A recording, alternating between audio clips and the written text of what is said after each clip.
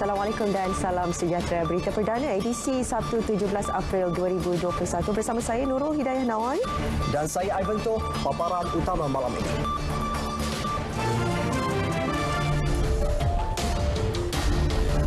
Vaksinasi lengkap tidak bermakna terlindung jangkitan COVID-19. Kes baru kekal lebih 2,000.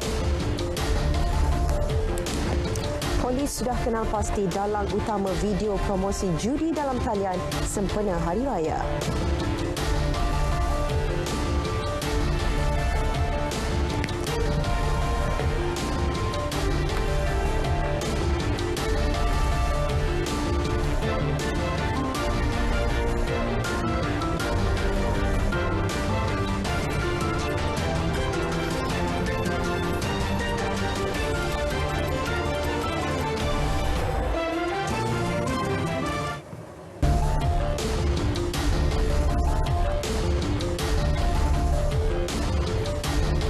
Definisi vaksinasi lengkap adalah hanya selepas 2 minggu suntikan dos terakhir atau dos kedua. Justru tidak ada sesiapa yang terjamin selamat sehingga semua orang selamat. Ketua Pengarah Kesihatan Tan Sri Dr. Nur Hisham Abdullah berkata, walaupun vaksin COVID-19 membawa sedikit harapan dalam perjuangan melawan pandemik tersebut, namun orang ramai diingatkan untuk tidak mengabaikan langkah-langkah kesihatan awam selepas vaksinasi mereka lengkap.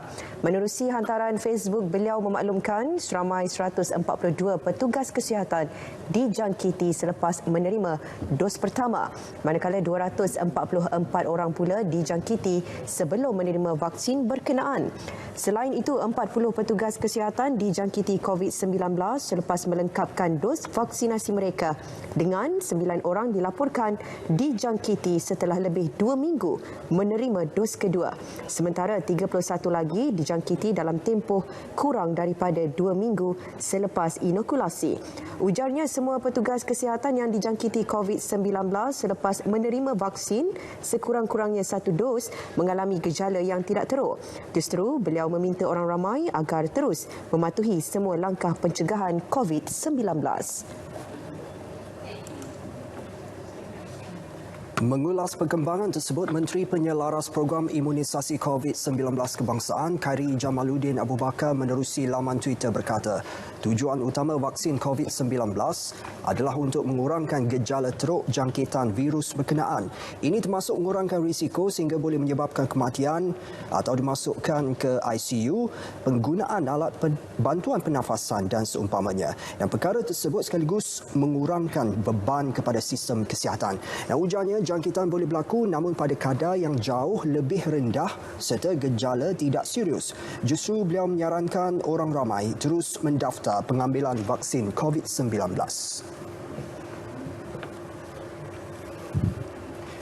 Syarikat Farmasutikal Tempatan Pharmaniaga Berhad masih menunggu kelulusan bahagian Kawal Selia Farmasi Negara MPRA untuk menjalankan proses pengisian dan pembotolan vaksin Sinovac. Menurut Pengarah Urusan Kumpulan Datuk Zulkarnain Mat Yusof, pihaknya telah menghantar hasil laporan ujian kestabilan kepada NPRA bagi melengkapkan proses mendapat kelulusan itu. Setelah mendapat kelulusan, pihaknya menjangkakan sebanyak 2 juta dos vaksin Sinovac dapat dikeluarkan pada setiap bulan.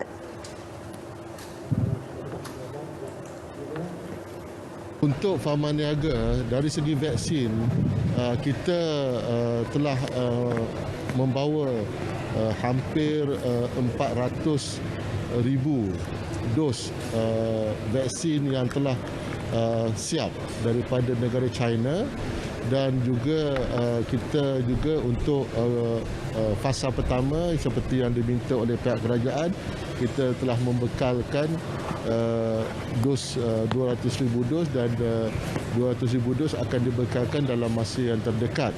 Dan kita juga menunggu keputusan daripada MPRA untuk fill and finish stability test, yang mana report laporan-laporannya telah kita hantar pada minggu lepas, dan insya-Allah kita berharap sebelum akhir bulan ini keputusan stability test itu adalah baik.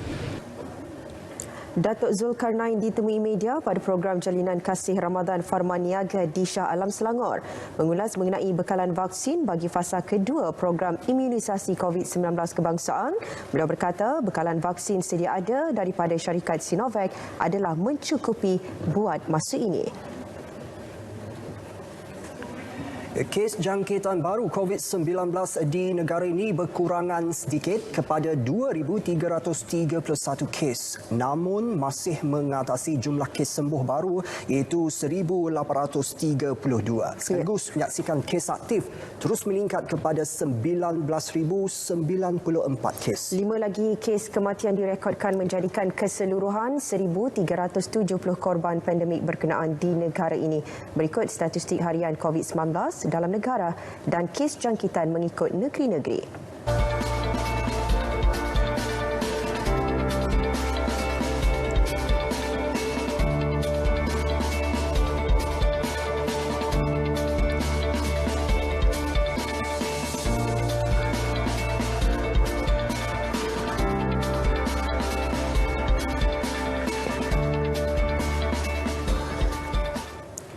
Polis sedang mengesan seorang lelaki dikenali sebagai Loh Ki Ho yang dipercayai dalang utama pembikinan 2 video iklan mempromosi aktiviti judi dalam talian sempena Aidilfitri. Lelaki berusia 35 tahun itu disyaki mengarahkan pembikinan 2 video berkenaan yang tular di media sosial sejak beberapa hari lalu. Ketua Polis Daerah Dan Wangi ACP Muhammad Zainal Abdullah berkata, Ki Ho yang beralamat di Kuala Lumpur dikenal pasti berdasarkan siasatan ke atas 8 suspek yang sudah ditahan sejak semalam sehingga awal pagi tadi. Kita percaya boleh membantu lebih banyak lagi lah untuk mencari siapa sebenarnya dalang di sebalik video-video ini.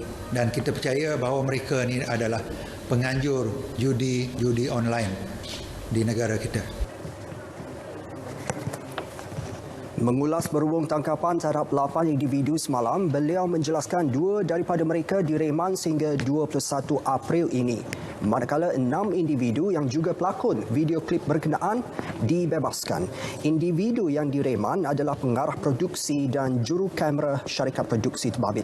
Bagi semua pelakon berkenaan permohonan reman ditolak Majistrik atas sebab individu berkenaan hanya berlakon dan memberi kerjasama yang baik ketika siasatan dijalankan. Kes disiasat mengikut Seksyen 505 Kanun Keseksaan, Seksyen 233 Akta Komunikasi dan Multimedia dan Seksyen 4/1/G Akta Rumah Judi Terbuka 1953. Sementara itu, Suruhanjaya Komunikasi dan Multimedia MCMC mengesan satu lagi penyiaran iklan mengajak umat Islam berjudi bagi mendapatkan dana balik kampung sempena Aidilfitri. MCMC telah menghubungi penyedia platform seperti Facebook, Twitter dan YouTube untuk menurunkan kandungan tersebut kerana dianggap mendatangkan mudarat kepada masyarakat. Dan kenyataan Suruhanjaya itu menjelaskan video sedemikian dimuat naik menerusi platform yang berpangkalan di luar negara dan wujud pertambahan mendadak selepas dimuat naik semula oleh pengguna media sosial. Ia menyukarkan proses melupuskan penyebaran dan kawalan kandungan. Setakat ini, 61 kandungan telah diminta untuk diturunkan. 13% sudah diturunkan dasarkan pelanggaran terma perkhidmatan, manakala selebihnya masih dalam proses penilaian penyedia platform. Justru MCMC meminta kerjasama semua pengguna media sosial lebih bertanggungjawab serta melaporkan kepada pihak berkuasa mengenai penyebaran video-video yang bercanggah dengan norma masyarakat Malaysia. Menurut polis, video kedua itu dilakukan syarikat produksi yang sama seperti video pertama. Mengulas isu yang sama, Pejabat Mufti Wilayah Persekutuan menegaskan sebarang bentuk perbuatan yang menjurus kepada pertaruhan ataupun perjudian adalah haram di sisi Islam. Isu penyiaran klip video yang mempromosikan judi tersebut dilihat sebagai satu cubaan untuk menormalkan wasilah yang jelas bercanggah dengan tuntutan syarak. Dalam kenyataan medianya, Pejabat Mufti turut menegaskan perbuatan tersebut membangkitkan sensitiviti umat Islam sekaligus mencemar menggemarkan kemuliaan bulan Ramadan. Pihaknya mengingatkan semua pihak agar sentiasa menghormati agama Islam dan menjauhi sebarang bentuk perbuatan yang boleh mengundang kemurkaan Allah.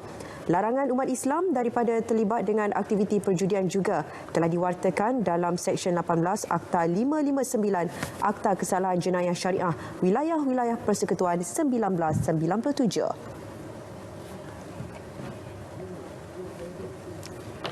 Keputusan pihak berkuasa membenarkan operasi Bazar Ramadan dan Aidilfitri di lokasi ikonik Lorong Tunku Abdul Rahman TAR di Ibu Negara bukan sahaja melegakan peniaga, malah menceriakan kembali kemeriahan yang sudah lama dinanti-nantikan. Ya, bagaimanapun, setiap peniaga dan juga pengunjung tertakluk kepada pematuhan SOP yang ketat COVID-19 yang dikawal sepenuhnya Dewan Bandaraya Kuala Lumpur. Kita ikuti tinjauan wartawan Andy Reza Rohadian.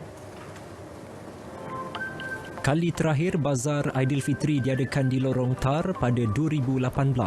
Setahun kemudian, ia dipindahkan ke Jalan Raja berhadapan bangunan Sultan Abdul Samad bagi mengatasi isu kebersihan dan tadbir urus. Ironinya, wujud pelbagai masalah lain di tapak bazar baharu itu. Kat situ macam-macam masalah, hujan banjir, lepas tu dengan panasnya. Stok kita kan akan banyak. Kalau macam jalan TAR ni, dia akan ada hotel yang boleh kita letak stok. Tapi kalau macam dataran tu, kita banyak macam ada terganggu sikit lah. Macam bahagian stok kita tak boleh nak taruh. Kalau kat sini kemudahannya, satu fasiliti dia macam orang nak berbuka, gerai makan pun sini banyak. Macam tempat-tempat parking. Senang kalau kat sana kan parking pun tak ada. Bukan tak ada, ada. Tapi ada susah lah, agak susah. Kalau kat sini kita waktu solat tu kita banyak tempat-tempat nak solat. Tahun lalu, Bazar Aidilfitri tidak diadakan, memandangkan negara berada dalam tempoh Perintah Kawalan Pergerakan. Ia menyebabkan lambakan barangan tidak terjual, seterusnya menjejaskan pendapatan peniaga. Justru, keputusan kerajaan membenarkan Bazar Aidilfitri beroperasi tahun ini benar-benar melegakan mereka. Walaupun ada SOP pun rezeki tangan Tuhan, kita cuba je meniaga. Walaupun ketat, kemah pun kena jarak memang lain daripada sebelum. Kalau nak cakap sambutan, sini dah memang sangat-sangat berbeza. Sini orang dah tahu dah. Kalau bulan puasa je, bulan Ramadan, mesti orang nak datang sini. Kalau dekat sana tu sambutan ada, tapi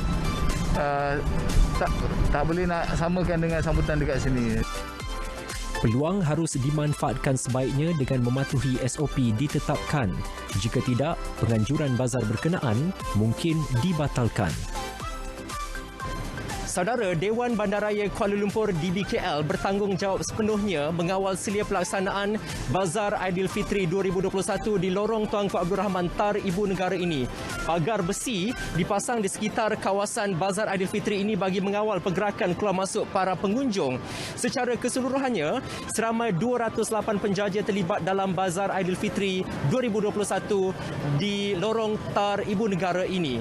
Kemah mereka dijarakkan antara satu sama lain, selain bahagian kiri, kanan dan belakang kemah ditutup bagi menghadkan interaksi antara peniaga dan juga pengunjung. Berdasarkan tinjauan saya di Bazar Aidilfitri kali ini, selain pembayaran secara tunai, peniaga juga memberikan pilihan kepada pengunjung untuk membayar secara dalam talian bagi menghadkan interaksi antara pengunjung dan juga para peniaga.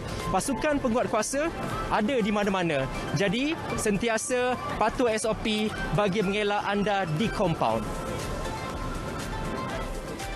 Bazar Aidilfitri Lorong TAR tahun ini berlangsung setiap hari bermula 10 pagi hingga 12.30 malam sehingga 12 Mei depan.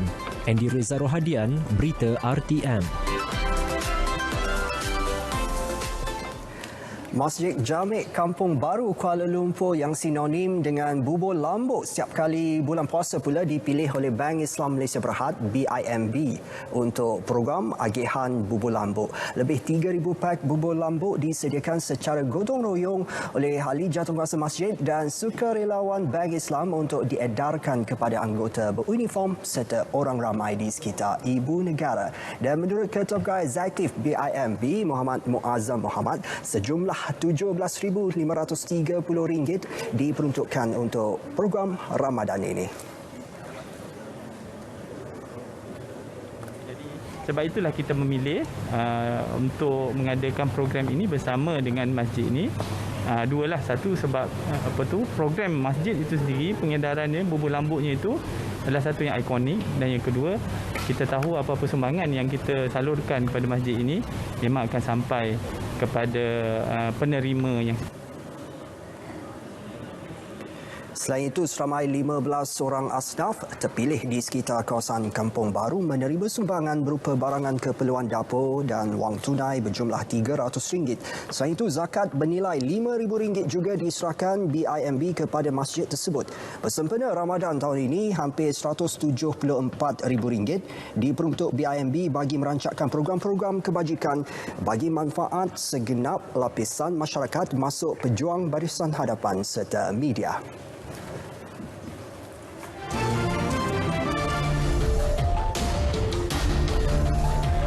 Jualan kenderaan meningkat 33% pada bulan Mac. Paparannya seketika nanti.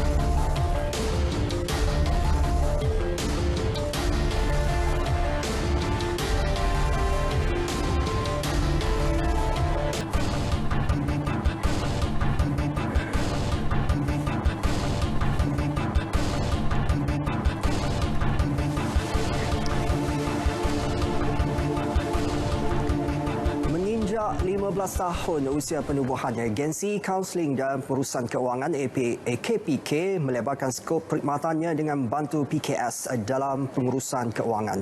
Dan ke arah itu, agensi itu memperkenal skim penyelesaian hutang kecil SDRS sebagai pelengkap fungsi institusi perbankan membantu PKS yang berdepan dengan masalah kredit. Ketua Pengarah Eksekutifnya Azadin Ngah Tassim menjelaskan pihaknya akan membantu PKS terlibat berunding dengan pihak bank. Ia bagi memudah cara bayaran balik hutang tanpa melibatkan khidmat guaman. Dan meja bantuan perusahaan mikro turut diperkenal bagi menyediakan khidmat nasihat kepada PKS mikro dalam urusan berkaitan kredit dengan pihak bank. Dalam pada itu, agensi tersebut juga melaksanakan plan transformasi digital 3 tahun bagi memperkasa fungsi agensi itu berdepan cabaran persekitaran semasa. Ini termasuk pengenalan modul literasi kewangan yang boleh diakses secara dalam talian menerusi portal pendidikan keuangan sejak 2019.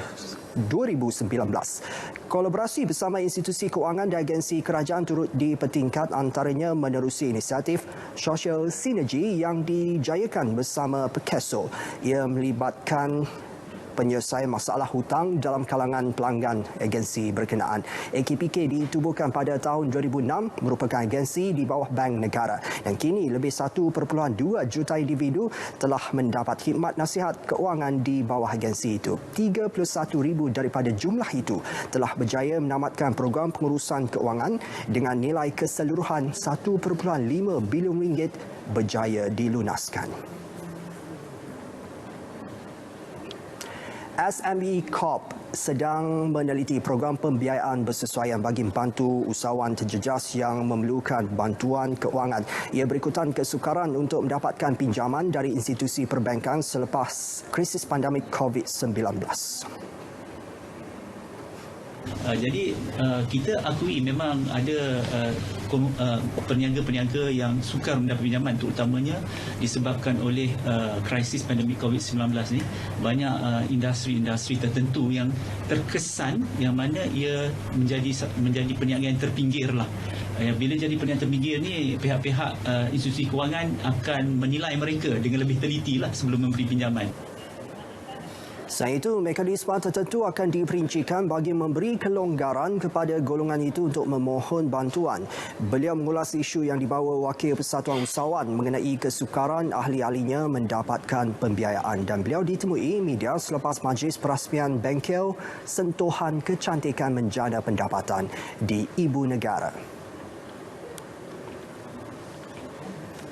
Jualan kenderaan di Malaysia meningkat 33% kepada 63,878 unit pada bulan Mac 2021 berbanding 21,242 unit bagi tempoh yang sama tahun lepas. Presiden Persatuan Automotif MAA Dato' Aisyah Ahmad menerusi kenyataan media menjelaskan kesemua pemain industri membuat penghantaran segera pada bulan lepas, memandangkan tahun keuangan mereka berakhir pada 31 Mac, dan bagi segmen kenderaan kenderaan penumpang, jumlah jualan meningkat kepada 56,478 unit pada bulan Mac tahun ini berbanding 18,974 pada Mac 2020 dan jualan kenderaan komersial turut naik kepada 7,400 unit pada bulan berkenaan berbanding 2,268 unit sebelum itu. Prestasi jualan rendah tahun lepas dipengaruhi penguasaan Perintah Kawalan Pergerakan PKP. Daripada segi jumlah pengeluaran pula,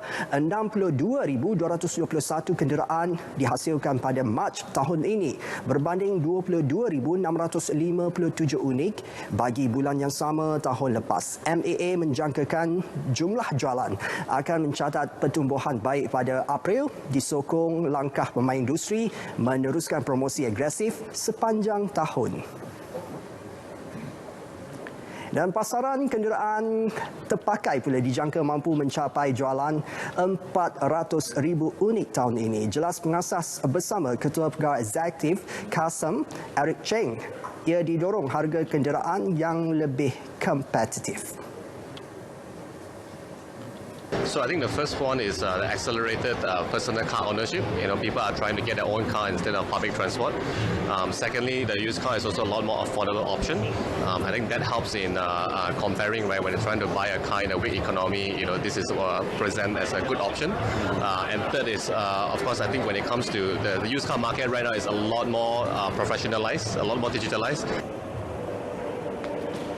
Pengenalan pengecualian cukai jualan kenderaan yang dilanjutkan kerajaan sehingga Jun 2021 menggalakkan pembelian kenderaan yang baru dan ini akan menggalakkan konsep trade-in atau tukar beli sekaligus memberi lebih banyak pilihan model kenderaan terpakai kepada pengguna.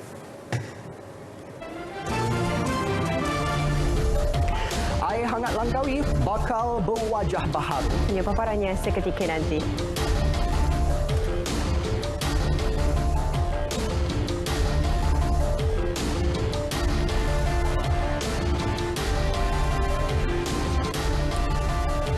Rakan Strategi Kementerian Pembangunan Luar Bandar KPLB melalui kerjasama syarikat korporat kini menekankan konsep tanggungjawab sosial korporat dalam meningkatkan sosioekonomi masyarakat luar bandar. Selain meningkatkan kuasa beli kumpulan sasar tersebut, ia turut membuka peluang bagi menjana pendapatan ke tahap lebih baik.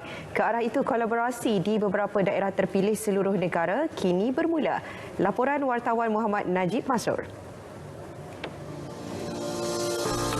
Sebanyak 14 buah syarikat korporat dan swasta termasuk universiti kini dalam proses melaksanakan aktiviti serta sumbangan CSR bersama KPLB di daerah terpilih seluruh negara.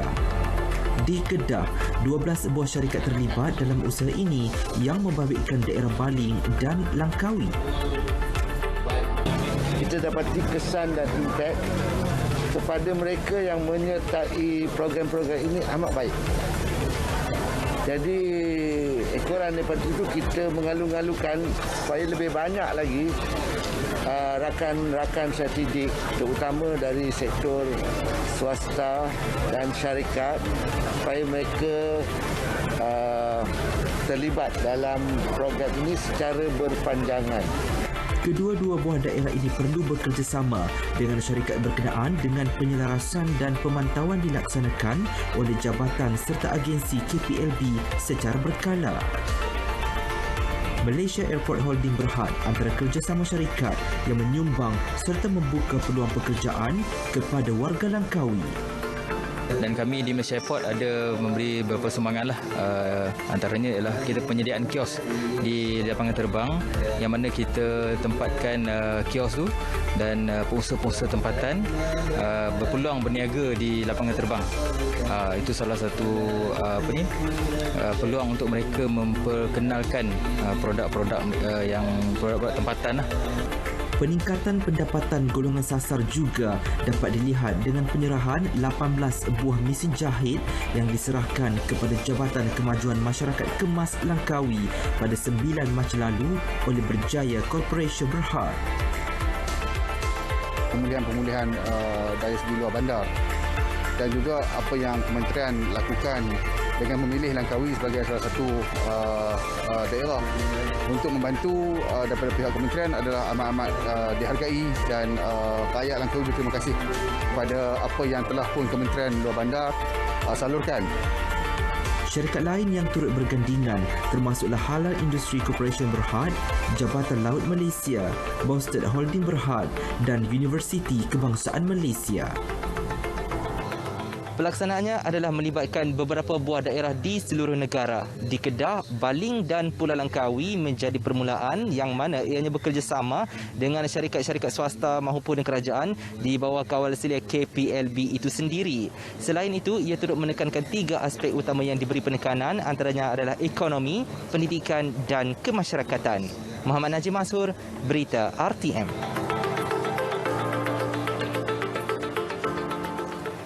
Bazar Ramadan Tok Adis di Kuala Ibai, Terengganu diarah tutup sementara selama 14 hari sehingga 30 April. Penutupan sementara itu berikutan kegagalan penganjur mematuhi prosedur operasi standard SOP. Jabatan Kesihatan Negeri Terengganu berkata, penutupan itu bagi memberi peluang penganjur memperkemas SOP yang ditetapkan dan memastikan ia dipatuhi oleh peniaga dan pengunjung. Penutupan 14 hari sudah tentu mengecewakan peniaga di bazar ini yang terpaksa mencari lubuk rezeki yang lain. Namun, dari sudut positif ia menjadi iktibar buat semua pihak termasuk pengunjung supaya sentiasa mematuhi SOP yang ditetapkan bagi mengelak penularan COVID-19. Terdapat lebih 70 lagi peniaga berniaga di bazar Ramadan ini.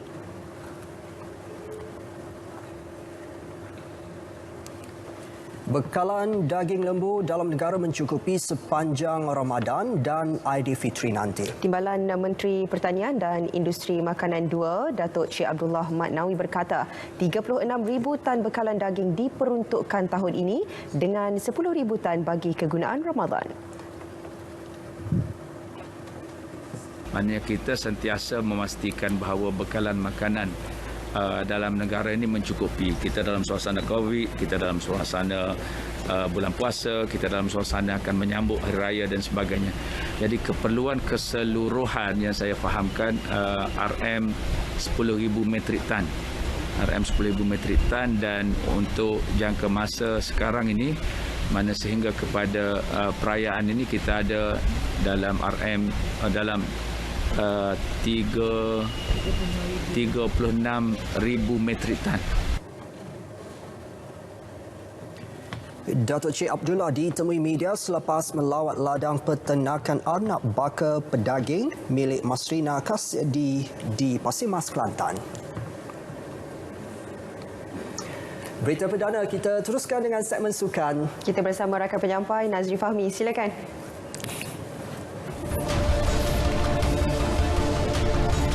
Sukan bukan satu kaum.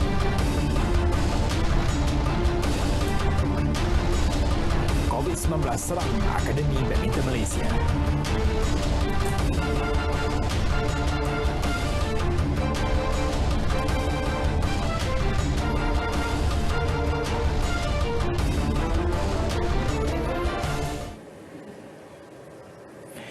Assalamualaikum dan selamat malam.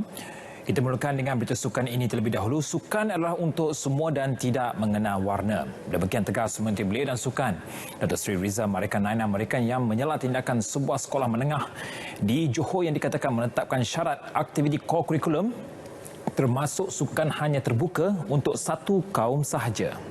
Menurut Rizal, tindakan tersebut dilakukan oleh pihak sekolah berkenaan adalah tidak wajar dan terkebelakang. Dalam satu hantaran di laman Twitter rasminya, Rizal Marikan menegaskan sukan sepatutnya tidak mengenal warna kulit, melangkaui sempadan budaya dan menjadi ejen perpaduan. Jelas beliau tiada polisi atau pendekatan sebegini dalam dasar sukan negara dan sebaliknya, pendemokrasian sukan sepatutnya bermula di sekolah. Rizal Marikan berkata demikian sebagai membalas ciapan seorang pengguna akaun Twitter yang mempersoalkan tindakan sekolah menengah di Batu Pahat, Johor itu. Pengguna berkenaan turut memuat naik gambar sekeping surat yang mengandungi senarai kelab dan persatuan serta sukan yang didakwa terbuka untuk satu kaum sahaja. Senarai itu antara lain menyatakan sukan bola sepak, bola jaring dan sepak takraw hanya untuk kaum Melayu sahaja, manakala sukan bola keranjang dan pingpong pula hanya untuk kaum Cina. Tindakan pihak sekolah berkenaan turut kecam pengguna media sosial yang rata-ratanya mempersoalkan kewajaran pengasingan aktiviti kurikulum mengikut satu kaum.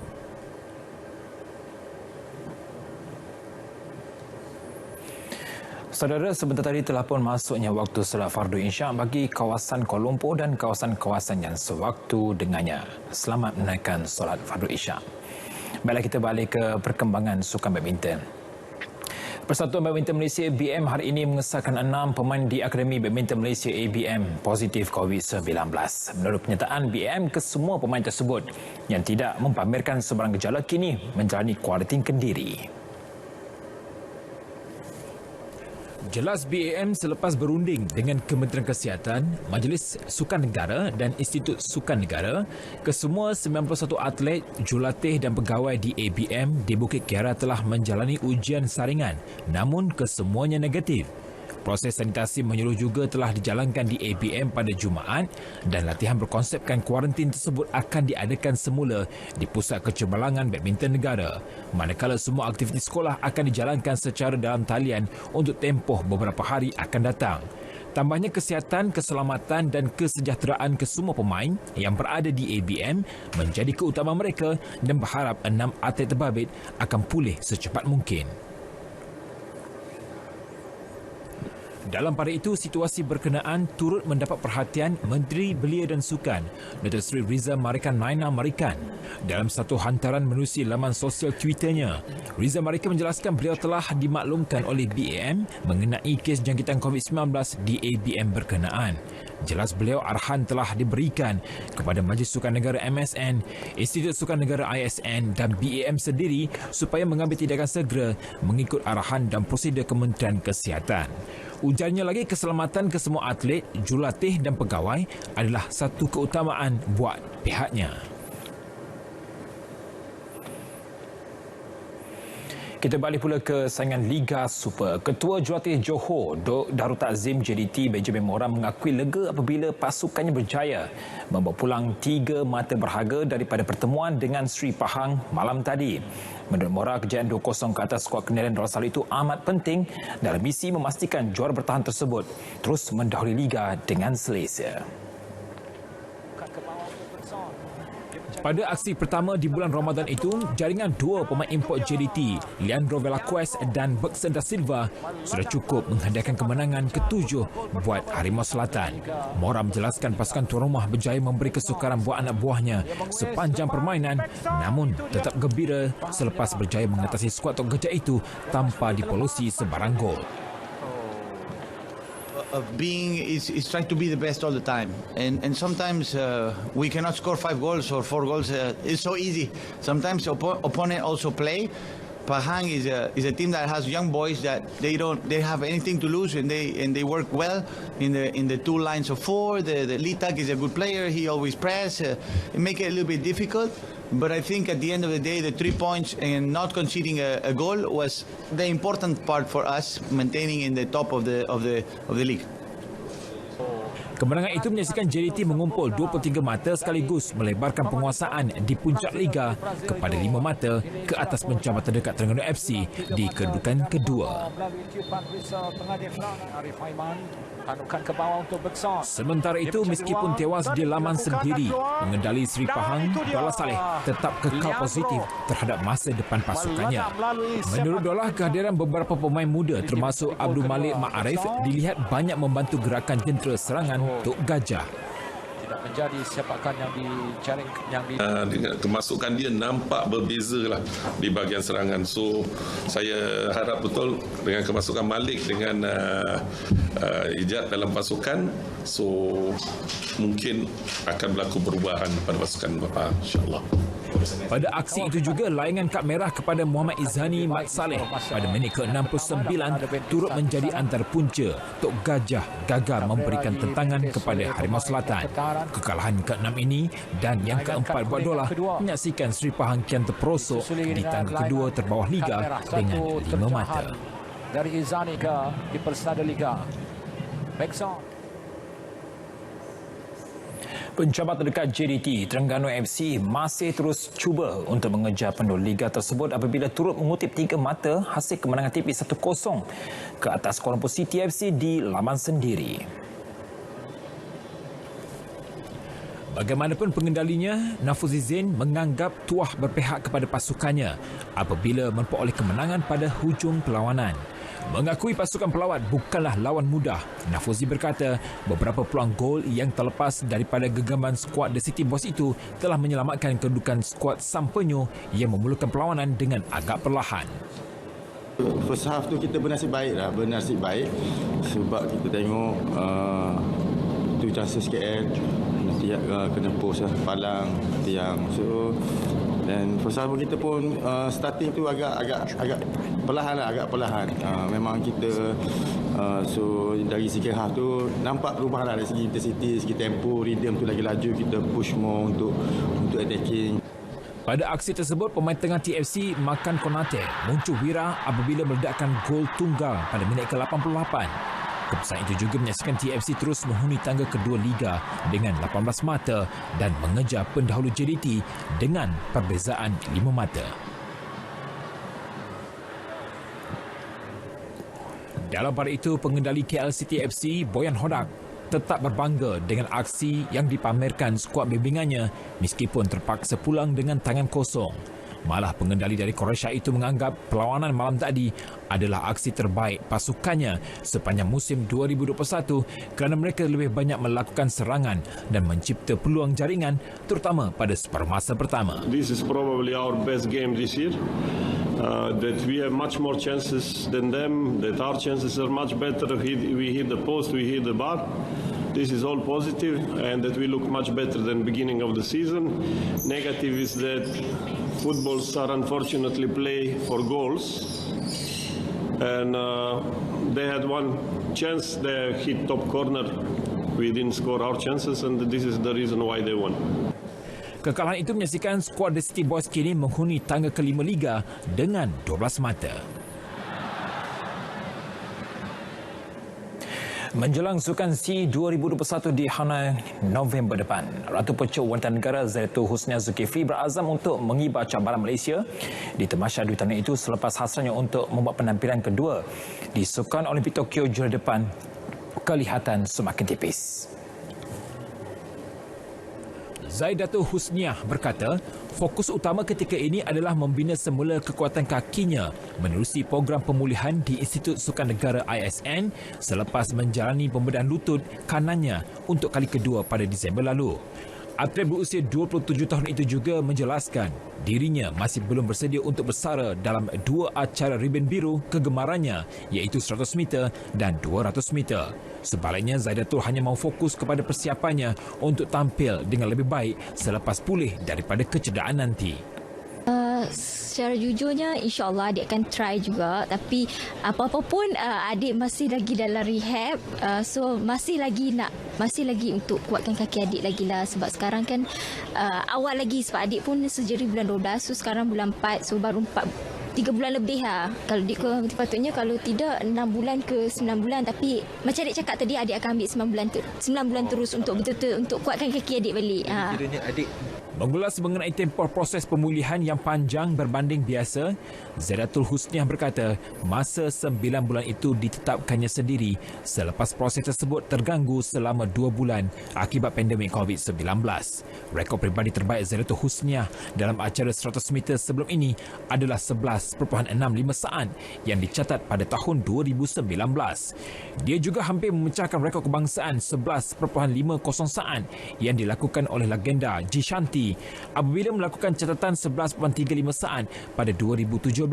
Namun, ia tidak diiktiraf Kesatuan Olahraga Malaysia susulan isu teknikal. Atlet yang berasal dari Kedah itu pernah membuat penampilan pada Sukan Olimpik 2016 Rio dalam pusingan kelayakan 100 meter pecut wanita.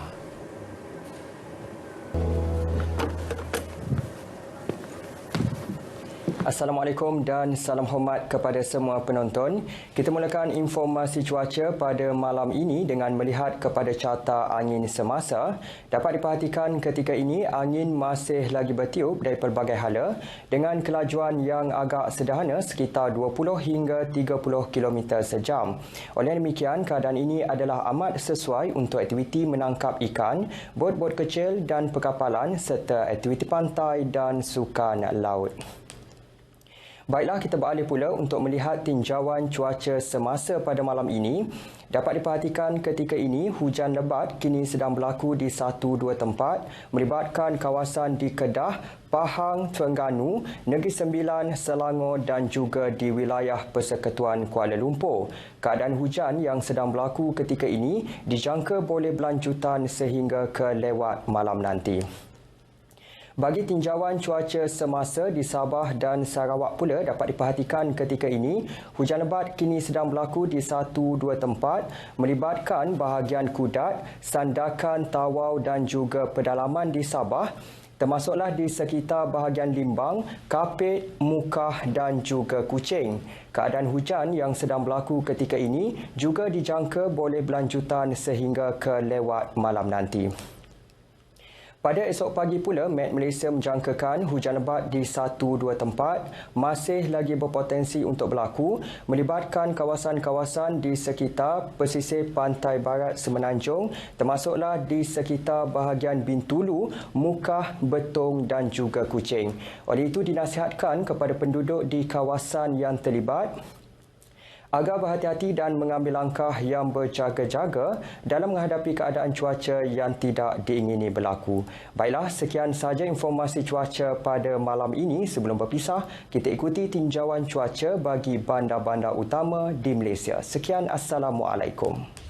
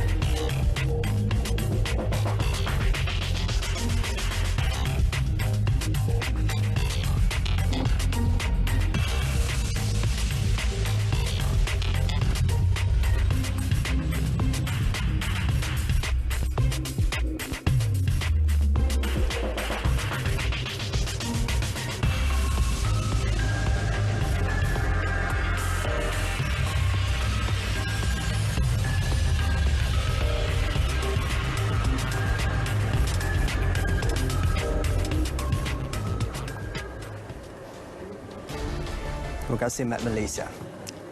Menerapkan amalan budaya hijau dan bersih dalam kalangan komuniti setempat itu antara yang diketengahkan melalui inisiatif Pelan Hala Tuju Ekonomi Langkawi atau HELANG yang bertepatan penjenamaan semula Langkawi sebagai destinasi pelancongan yang selamat, bersih dan lestari. Wartawan Muhammad Najib menyaksikan inisiatif itu diaplikasikan di kawasan tumpuan pelancongan di Langkawi.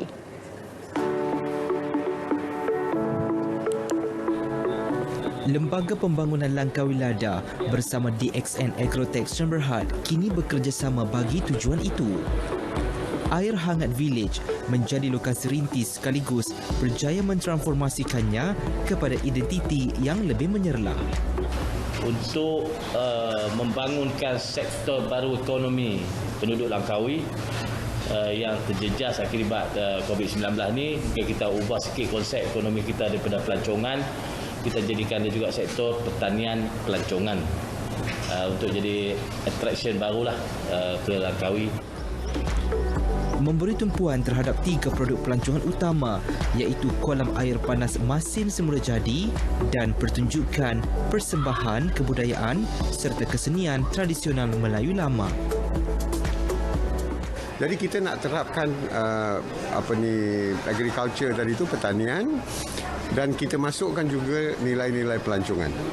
Jadi dia berintegrasi antara dua tu. Ada juga konsep dia maknanya agriculture, tetapi dia juga bersifat pelancongan. Dan begitu juga benda yang pelancongan tu dia bersifat yang ada mengeluarkan bahan-bahan yang bersifat pertanian. Produk berasaskan ekopelancongan merupakan tumpuan ketiga. Tarikannya, Kampung Cendawan dan Kolam Ternakan Lobster Air Tawar. Inisiatif itu turut memanfaatkan sekumpulan penduduk Langkawi untuk menjana ekonomi baru.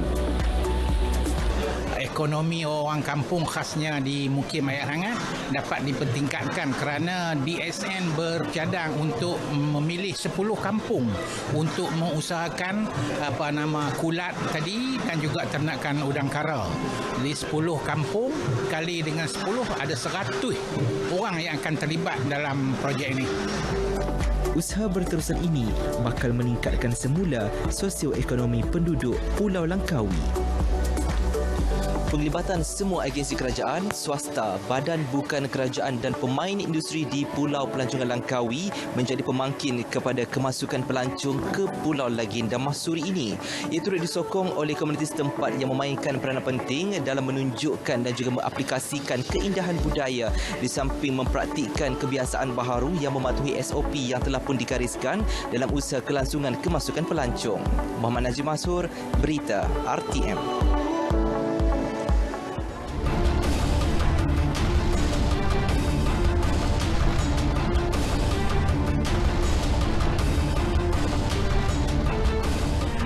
Panggung Tok Ram itu nama program yang sedang diusahakan pengarah muzik terkenal Datuk Ramli MS. Program itu akan mencungkil bakat baharu serta mencipta personaliti pelapis anak seni yang berwibawa. Datuk Ramli yang mempunyai pengalaman selama 47 tahun dalam bidang muzik berkata, Panggung Tok Ram platform untuk beliau berbakti kepada masyarakat. Program itu bakal mencungkil dan menggilap bakat muda seawal usia 13 hingga 18 tahun. Mereka akan diasuh bukan sahaja dalam bidang seni, malah sikap serta disiplin sebagai anak seni. Saya melihat seawal mungkin dia dah kuat, dah gagah. Bila dia umur 22-23, dia lagi besar. Art tu dia macam nila tu. Sebab dia start umur yang muda. Kalau dia start 21, bila masih dia nak enjoy life dia. Dia pandai umur 27-29. Lepas tu jangka hayat kejayaan dia tu kurang menarik daripada dia awal lagi dia dah pandai. Panggung Tok Ram bukanlah program reality TV yang mempunyai had masa. Sebaliknya, ia satu program berterusan terbuka kepada semua rakyat Malaysia berusia 13 hingga 18 tahun. Penyertaan boleh dibuat dengan menghantar rakaman video serta maklumat peribadi ke nombor telefon yang tertera.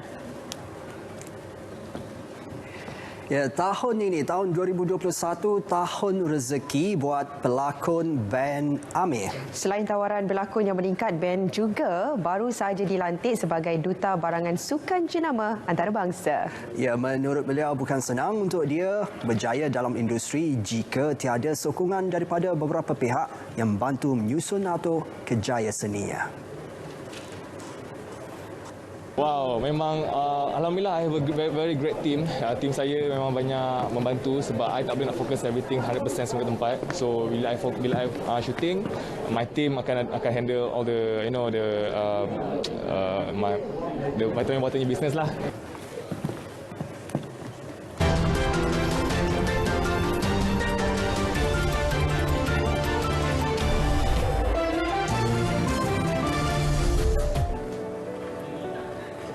Menyeramkan, itu rata-rata komen warganet selepas menyaksikan video ini yang menunjukkan sebuah pintu gelongso mengeluarkan bunyi seperti hilayan wanita selepas ditolak individu terbabit.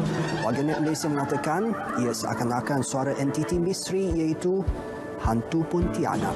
Video ini dikongsi pengguna laman sosial TikTok Immortal520 dan mendapat tontonan sehingga 185,000 kali. Detik-detik sebuah meteor melintasi langit sempat dirakam oleh kamera pengawasan rumah. Imej berbola api itu dirakam di langit Florida, Amerika Syarikat pada Isnin lalu. Stesen televisyen tempatan melaporkan pihaknya menerima lebih daripada 200 laporan dari penduduk yang melihat meteor terbabit sekitar jam 10.20 malam.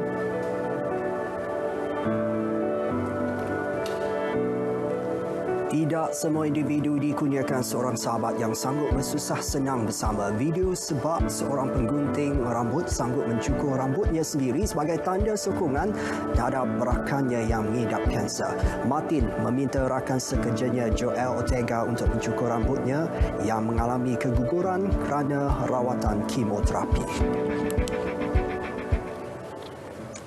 Ya, berita perdana edisi 17 April 2021 berakhir di sini. Segera lakukan pendaftaran untuk janji temu vaksinasi COVID-19 di aplikasi MySejahtera. Terus amalkan norma baharu dan patuh ke semua SOP untuk kita mencegah penularan COVID-19.